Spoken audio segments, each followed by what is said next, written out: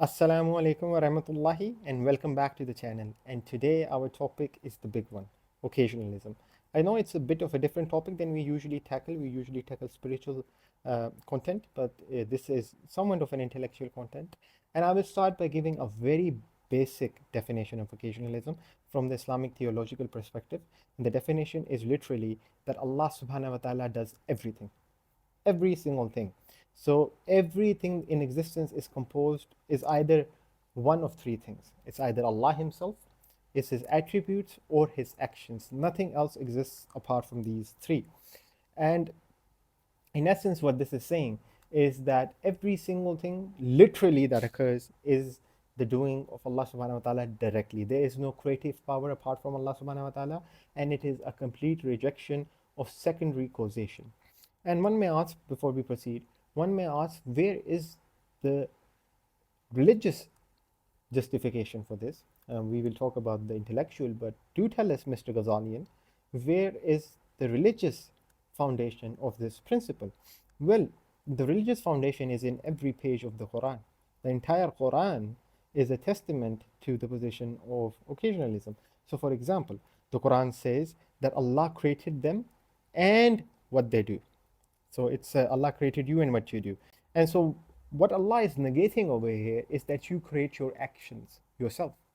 You don't. It is Allah that creates them. And Allah subhanahu wa ta'ala says in the Quran that it was not you who threw when you threw, but it was I who threw.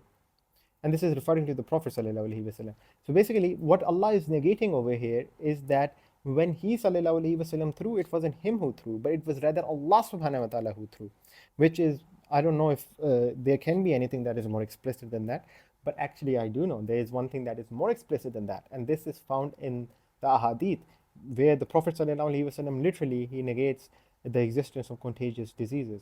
And so obviously the people know about normally that if someone is sick, he gets in contact with another individual, he gets sick. And so they ask the Prophet ﷺ, they say, Ya Rasulullah ﷺ, what do you mean? And the Prophet said that the illness itself has no power to afflict an individual, but rather it is Allah that does so. And you might think that this is something that Imam al-Ghazali said, but this is not something that Imam al-Ghazali said. This is something that the Prophet ﷺ himself said. And it cannot be more explicit than this. And I mean, it is on every single one of our words. So for example, we say, La hawla wa la quwwata illa billah. What does that mean? That means that there is no power nor strength save Allah. And so how can we in the same breath say that there is no power nor strength save Allah, but also say that but there is a power apart from Allah that does actions? Obviously it's a contradiction with that saying, right? And so when we say inshallah, if Allah wills, right? And so if there is a power that is independent from Allah, then what does it matter if he wills or if he doesn't? Astaghfirullah, it will straight occur because it has the power, right? So nothing at all occurs, and there is no power except Allah. And another thing in the Quran, Allah subhanahu wa ta'ala calls himself the creator, right? And there is no khaliq apart from Allah subhanahu wa ta'ala. This is something that you must understand. In the Arabic, it is clear that when Allah subhanahu wa ta'ala calls himself the creator, that means that he is the only creator, because no one shares in the names of Allah subhanahu wa ta'ala or the attributes of Allah subhanahu wa ta'ala. And the word itself, creator, in the Arabic language in which Allah subhanahu wa ta'ala uses it for himself, it is used to mean that there is no one other than him that is a creator. And so now there's another thing that many people talk about this. So they say that, for example, that Imam al-Ghazali, he made occasionalism, which is utterly garbage. So occasionalism, as obviously I've stated, its foundations are explicitly in the Quran and the Ahadith. However, it is also the position of the Salaf. So for example, Imam Abu Hanifa held the position, Imam Shafi held the position, Hassan al-Basri held the position, the early scholars held it, Imam al-Ashari held it, Imam al-Maturidi held it, Imam Baqilani held it. And so all of the early scholars, they held the position.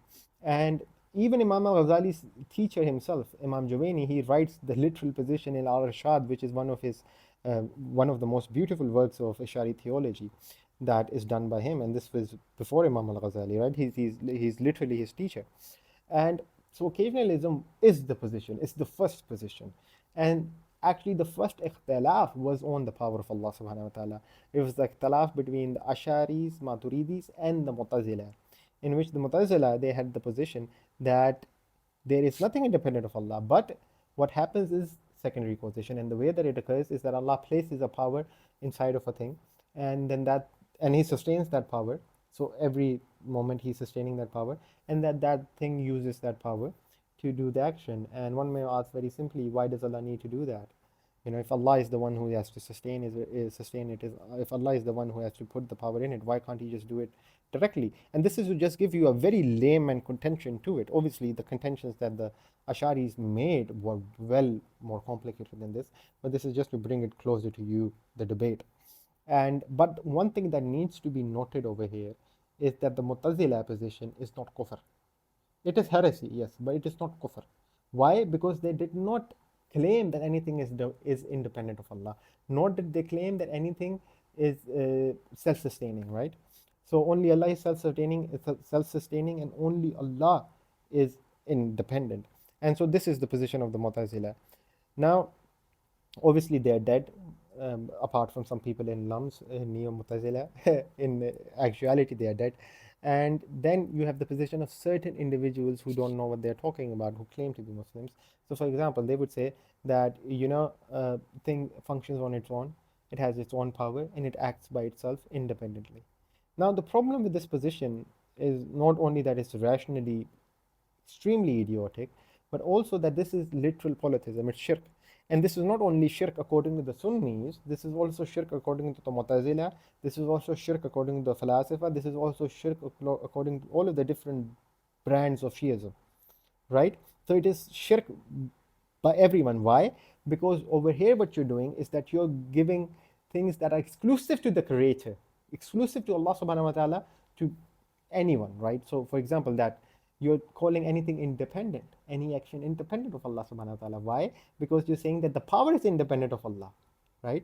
So in essence, you're making the power self-sustaining, and you're making the action independent, which is literal kufr, it's shirk, it's polytheism, it's nothing more than that. You've made billions of gods, right? So congratulations, you're even worse than certain forms of polytheism, which only have some millions of gods. You have made billions and trillions of gods. And so in this, I will address a position that was forwarded by an individual. And the funny thing is that he forwarded it as a criticism to Imam al-Ghazali. So firstly, he said that where is Imam al-Ghazali's position in the Quran and Sunnah? Well, it's literally there as I've expounded on it. But the position that he gave is extremely, extremely horrendous. He says that, for example, not for example, this is what he says, that Allah places a function on something, and then that thing just acts upon that function. Now, on the face of it, it might not seem that bad. But if you really think about it, and I will not take the name of this individual, those of you who know, know. So the problem with this position is that if Allah subhanahu wa ta'ala places a function on something, and then that thing just simply carries on that function, then you've made that thing independent of Allah, because it does not need Allah to carry on the function after Allah has placed it in it. And so in essence, you've made that thing independent. And this is shirk. Now, if this person was philosophically grounded, and if he was responsible with his words, I might just call him a mushrik. But since he is not, then I would say that he probably has no idea what he's talking about. And the funny thing is that he attacks occasionalism by asking the question, where is it in the Quran and Sunnah? And I've obviously shown that. But the question is, where does Allah in the Quran and Sunnah say that He places a function in a thing, and then that thing just carries on that function? I mean, just complete ridiculousness. And another thing that I will touch on over here is science and occasionalism. So many times people will say that, occasionalism is against science. Well, occasionalism does not deny normalcy. Normalcy is patterns and regularities in existence. So occasionalism does not deny sunnah of Allah subhanahu wa ta'ala, as the mutakallimun would call it. And this is something that is affirmed by everyone from the beginning, that Allah usually acts a certain way, right? Which is what we call sunnah of Allah subhanahu wa ta'ala. And which is actually a mercy, because by there being a sunnah of Allah subhanahu wa ta'ala, we make the world intelligible. So we can basically figure out things, we can do inductive reasoning, and it literally makes room for science. Actually, I would say that the only position that is compatible with modern science is that of occasionalism and also of atomism. Now, let me explain just a little bit. I will not go into complications. There are some articles on this written. You can dive into them if you wish. I might put some in the description below. And basically, if you are a person who believes that A causes B, and know that that there is a causation between A and B. So, for example, this mic, I drop it, it goes down. So now the occasionalism, the occasionalist would say that neither did you drop it, neither did it fall down by you dropping it, because you dropping it is created by Allah and it falling down is created by Allah. Both of them are not causally linked. They only seem linked because of normalcy, because you see one and you see two, and when one is present, mostly two is present, so you say one caused two.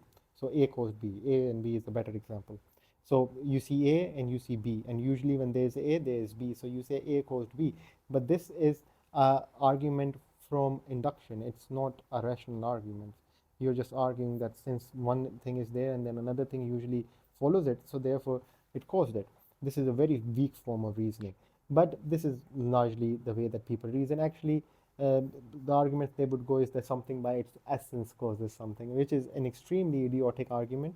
And we can dive into this if you guys want me to make a purely intellectual video. We can dive into all of the arguments that were made by the Sunnis and the counters and then their counters, and we can go into that and we can dive very deep into it if you guys do desire that. But as I suspect, I'm sure many of you just want the khulasa, as we say. You don't want me to make an extremely convoluted philosophical video. And so on this, obviously the occasionalist denies this. And now the problem is that if you do affirm this, or if you affirm a very idiotic notion that, you know, things by their essence do things, then the issue with that is that there are two words that collapse your entire paradigm in science, which is quantum mechanics. Now, obviously, I don't use science as a measure of the truth, but this is in relation to the contention that occasionalism is against science. Because in quantum mechanics, there is nothing that is purely deterministic. In quantum mechanics, things are probabilistically deterministic. You can only make probabilities in which certain things function, and you largely can only predict particles as a group, not as individuals. And so then the problem arises over here is that how can you make sense of this very crude form of causality that you have in that word, right? You can't. It actually goes against it. There are many scientists who have said that it is not that we do not have the tools to determine them, it's that they are just indeterministic. They are just like that. And so for a person who holds on to a very crude or a very, I would say, intellectually simplistic understanding of causality, that person would have no answer in this in this place, because there's nothing you can answer over here, right? The science goes against you. Now, obviously, you can just say the science is not a measure of truth, but then where's the contention that occasionalism is against science, right? It's nowhere. But for the occasionalist, this is no problem at all. The occasionalist never affirmed there being causal relations. He only affirmed that Allah causes, right? So the only causal relation between everything is that Allah causes it directly. There is no causal relation between, obviously, the fire and the cotton, the mic and it dropping, and all of these things. So for the occasionalist, it's no problem at all. Actually, for him, if anything, it goes to evidence his position. And so obviously that is pretty garbage. And I did actually make a video on how, so people say Imam al-Ghazali led to the decline of the sciences in the Islamic. And I made an entire video on that. I will put it down in the description, or it will pop up. You can watch it. But just one thing that I will mention over here in passing, which is that a good chunk of the scientists were Ash'ari. A good chunk of them. Obviously, Mu'tazila were scientists and philosophers were scientists, but the Ash'ari and the Maturidi were also scientists. They weren't only home doing nothing, you know, making popcorn. The popcorn didn't exist, but they weren't doing like nothing. They were scientists. So, for example, Al-Biruni and Ibn al-Nafis. But one of the things over here is that this actual accusation was made by the Ash'aris against the philosopher largely, not against the Mu'tazila, but against the philosopher. So, for example, you find that Al-Biruni criticized Ibn Sina heavily. He criticized him on his Aristotelianism. He actually just called him an Aristotelian, dogmatic Aristotelian. He says that all of his positions are against science, against the endeavor of science. And you will find the same thing by Ibn Khaldun in his Muqaddimah. He literally says that the position of the philosopher, it is impossible to do science in it. It is impossible to do history in it, right? Why? Because, you know, for example, let's take someone like Ibn Rushd. Ibn Rushd believed in, I would say, the garbage Aristotelian physics, right? Now, Aristotle was great. There's nothing against Aristotle. He was great, the father of logic. But his physics was just horrendous. So Aristotle, so Ibn Rushd had the view, which was previously held by Aristotle, that things have two natures. So basically, the sun has a physical nature and a immaterial nature. And the sun is unchanging, and the sun always existed. So now the point is, do you think this is compatible with modern science in any regard whatsoever? Obviously, it's not compatible, right? And so the funniest thing about this is that even when there was shown changes, right, by the astronomy, by observations of the celestial bodies, they would just deny it. So no, this isn't actual change. And so the problem becomes is that this is literal dogmatism. This is against the endeavor of science, not only science, but against the endeavor of rational inquiry and of integrity, academical integrity. And this is what the Asharis, they did say against the Falasifa, that they are against this. They are dogmatic Aristotelians. And you will find that Imam al-Ghazali also calls them dogmatists in his book. He calls them taqlid, so basically he calls them blind followers, right? And so many of the Ash'ari scientists, they made this accusation against the philosopher. And so I think we have spoken more than enough, and I will not overwhelm you. There were more topics I'm going to delve into, but especially if you want me to make a follow-up to this, dive into different topics, and especially dive into the philosophical arguments for both positions, and the arguments that the Sunnis made, and then their counters, and then the counters that the Sunnis gave, I will be more than happy to entertain you. But until then, have a good time and get out of here. Yeah. Assalamu alaikum wa rahmatullahi.